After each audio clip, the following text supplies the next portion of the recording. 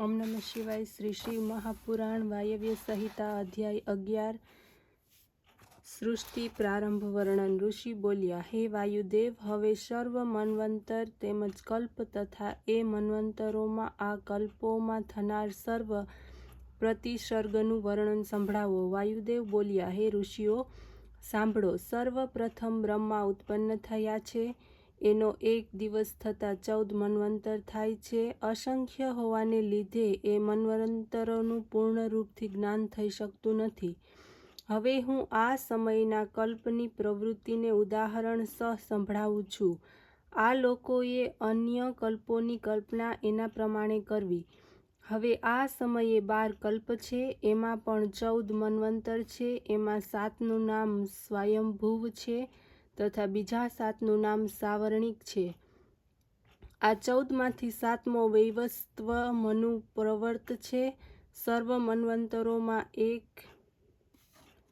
જેવી રચના, સ્થિતિ, સંહાર થાય છે। જ્યારે પ્રથમ કલ્પ સમાપ્ત થવા લાગ્યો ત્યારે પ્રલયકારી પવને વનમાં વૃક્ષોને ઉખેડી નાખ્યા, પર્વતોને મૂળમાંથી ઉખેડીને ફેંકી દીધા। ત્રણેય દેવતાઓની વચ્ચે ચિનગારીની જેમ અગ્નિ દેવતા પ્રગટ થયા। એમણે સમગ્ર જગતને સળગાવી દીધું। વર્ષાના જળથી ભરેલા સાગરો ઉછાળા મારવા લાગ્યા। સંપૂર્ણ જગતને તેમણે ડૂબાડી દીધું। એ પછી પિતામહ બ્રહ્માએ જોયું કે સંપૂર્ણ બ્રહ્માંડ નષ્ટ થઈ ગયું છે। 10 દિશાઓ જળથી ભરાઈ ગઈ છે। ત્યારે તેઓ નારાયણ રૂપ ધારણ કરીને જળ ઉપર સુખપૂર્વક સૂઈ ગયા। જળનું નામ નાર અને તેના ઉપર રહેવાને પરિણામે તેઓ નારાયણના નામે ઓળખાયા।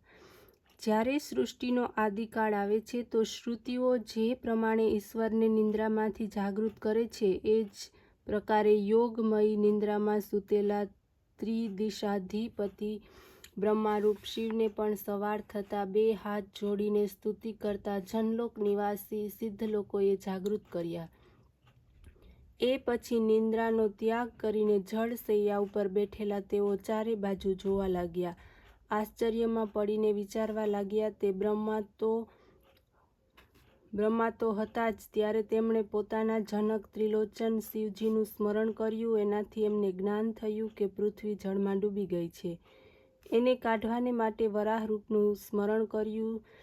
સ્વયં પર્વતના સમાન વિશાળકાય વરાહ રૂપ ધારણ કરીને પોતાના દીર્ઘ નિશ્વાસો દ્વારા પ્રલય સમુદ્રને ખળભળાવતા બ્રહ્માજી પૃથ્વી ઉપર લાવવા માટે રસાતલમાં ગયા। એ પછી વરાહ રૂપવાળા બ્રહ્માએ જળની ઉપરથી પૃથ્વીને શોધી કાઢી મળેલી પૃથ્વીને પોતાની દાઢો ઉપર મૂકીને રસાતલમાંથી તેને લઈ આવ્યા। તે સમયે એની અદ્ભુત શોભા હતી, જેને જોઈને યમલોક નિવાસી સિદ્ધ વગેરે લોકો પુષ્પવર્ષા કરી પ્રસન્નતાપૂર્વક નાચવા લાગ્યા। ઓમ નમઃ શિવાય।